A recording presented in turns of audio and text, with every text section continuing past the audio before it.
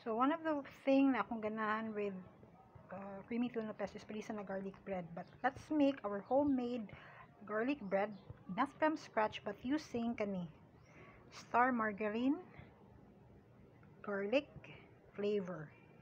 Okay? There. So, spread na nato liha. Pwede po mo magbutang og garlic powder if ganahan mo, or real garlic mismo na gitoast bitaw in oil. So, but kita kanilang, and then butangan na to og parsley flakes sa babaw. Okay? So, i-toast na nato, and then after to mag-toast ta, we'll have our garlic spread. Garlic bread, guys. Using pandesal. So, basing hibong hugaw. Actually, man yung pan, gamitan ganina sa pagluto sa creamy tuna pesto. Di na siya hugaw ha. So, ano ang gamitin na ko ni para ma-absorb na to ang flavor, ang aroma sa pesto. So, naanat na itong garlic bread, pandesal garlic bread with parsley flakes. So, ato ni toast over low heat.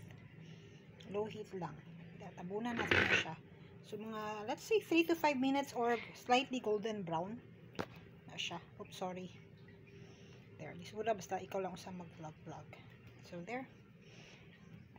So, let's just cover it for 3 to 5 minutes and then we're done. We already have our own garlic bread. Humot na. Let's see. Wow, ready na siya. It's good to go.